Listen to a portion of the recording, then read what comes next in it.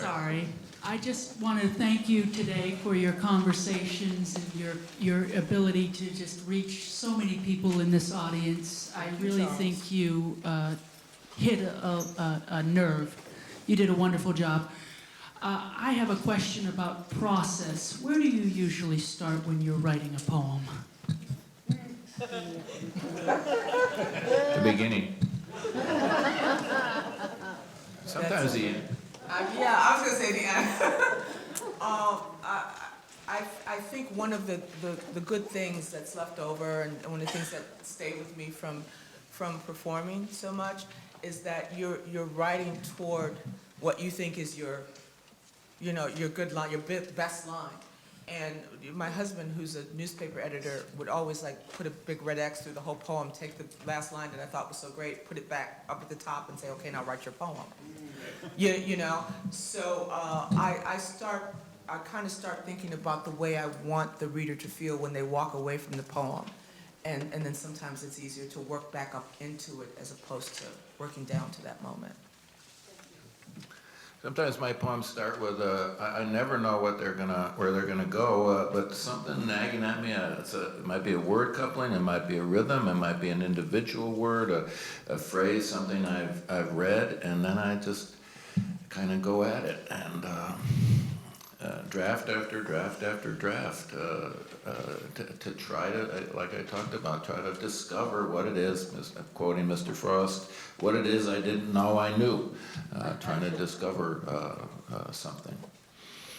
I wanted to comment just briefly on something Patricia was talking about. She talked about keep going down to the specifics.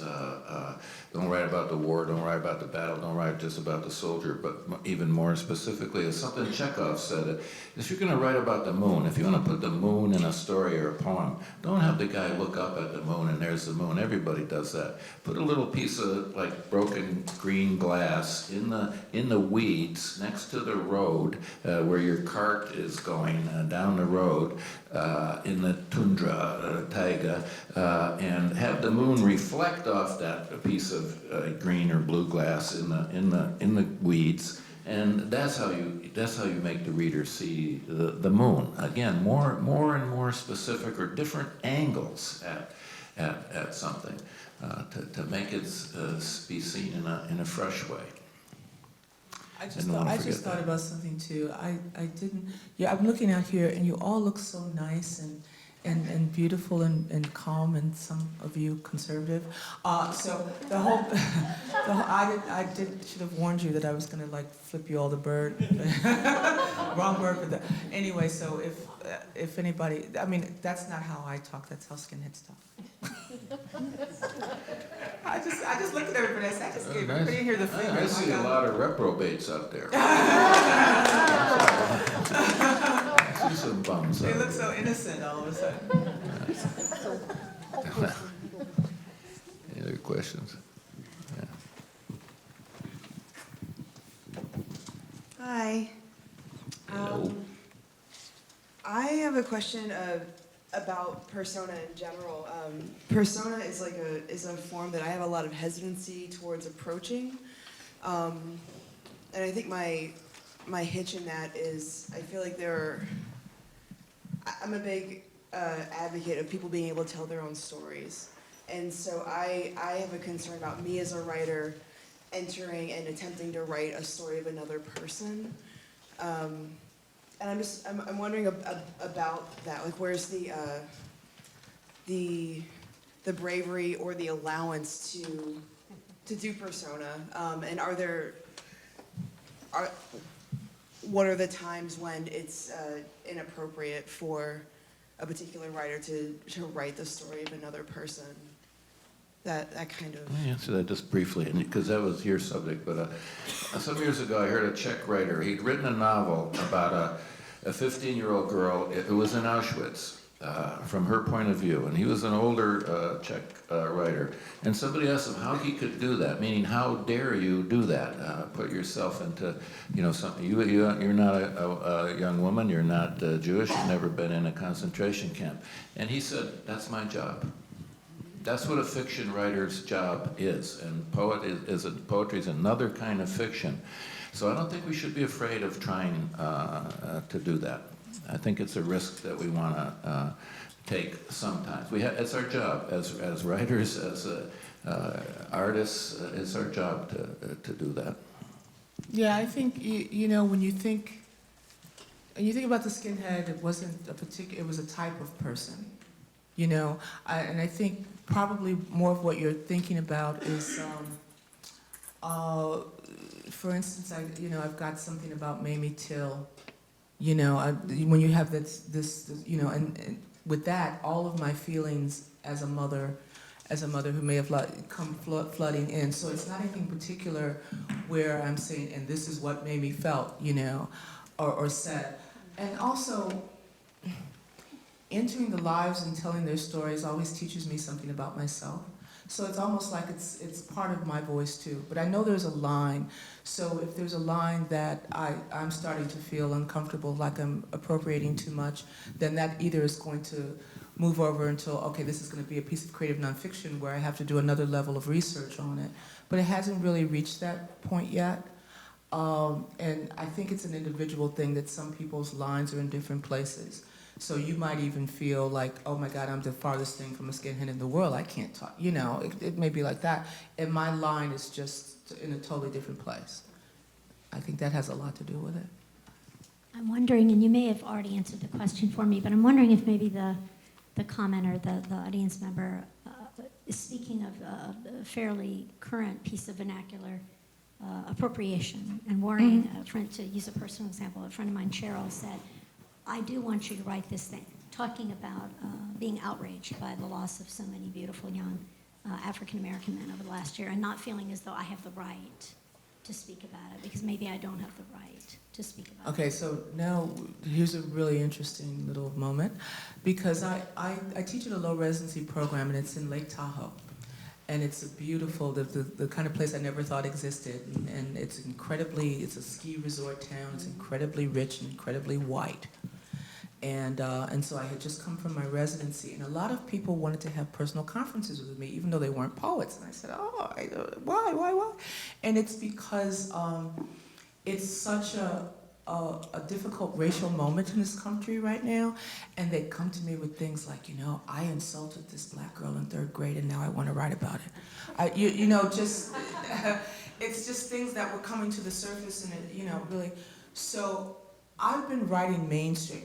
To tell you that you can't write, how can we say that the conversation needs to be, everyone needs to be talking, but then say, but only certain people can write about it? You know, and I have a poem about skipping through the Louvre with a friend of mine, with a Mexican girlfriend of mine. And thank you.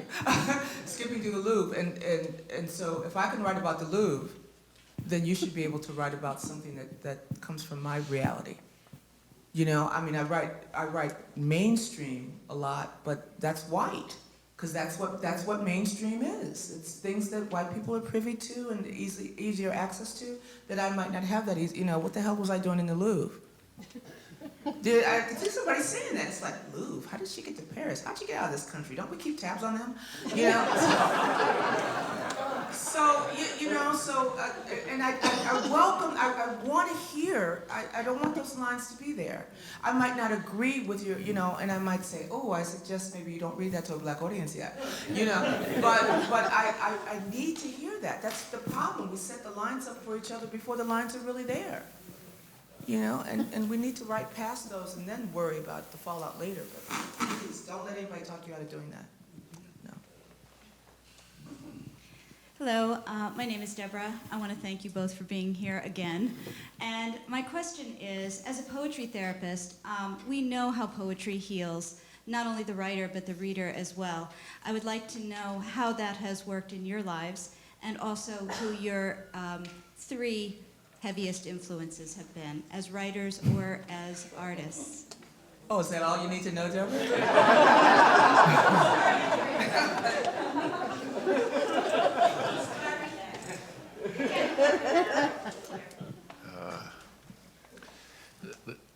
so many different writers that have influenced me that I couldn't, I mean, if I could rattle off 7 or 8 names, just a few American, 20th century American poets, Theodore Retke, Hart Crane, earlier 19th century Emily and Walt, dozens and dozens. If you're not influenced, if you haven't, you got to read everything. If you're not influenced by other poets, you're not reading enough or carefully enough.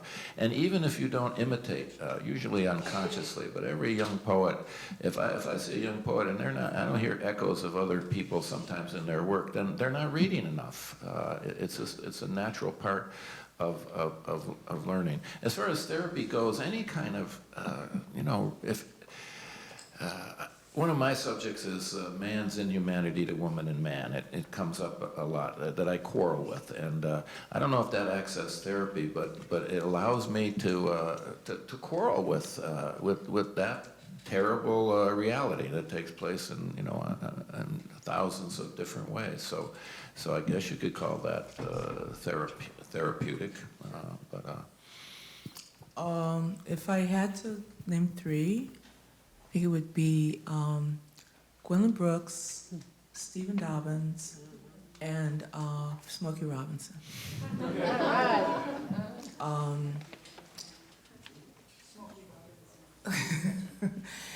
And people are like, Smokey Robinson, I have to look him up. In terms of the therapy, I have no doubt that without poetry I would be crazy by now. The poetry in the poetry community got me out of a really debilitating years-long bout with depression. When I talk about entry points, I was on a constant search for an entry point, and if poetry hadn't been there, I don't know, what else would have happened. And it's therapy in some really practical ways. Like I was a really fearful flyer for a long time. And I wound up getting to assignments and things where I had to do, like I had to fly to India or something, and it's like, please no. And I was reading all these books, and something's got to make me. There was this one book called Things That Go Bump in the Flight, and one of the lines in the book was, when you feel turbulence, you think of a plane as cushioning. No, the air cushions the plane the same way water cushions a boat. And that's, and I wound up like using that as the first line in the poem, and whenever I would get rattled again, I would start to add more lines to that poem while I was on the flight. And it really helped me. So in a really practical way, to keep from, killing another human being, you turn to poetry. When something happens where you can't, you have to speak out loud to someone something that's going to be either hurtful to you or them. You can prepare yourself with poetry. It's long ago stopped being a recreational exercise. It is the way I move my life forward day to day.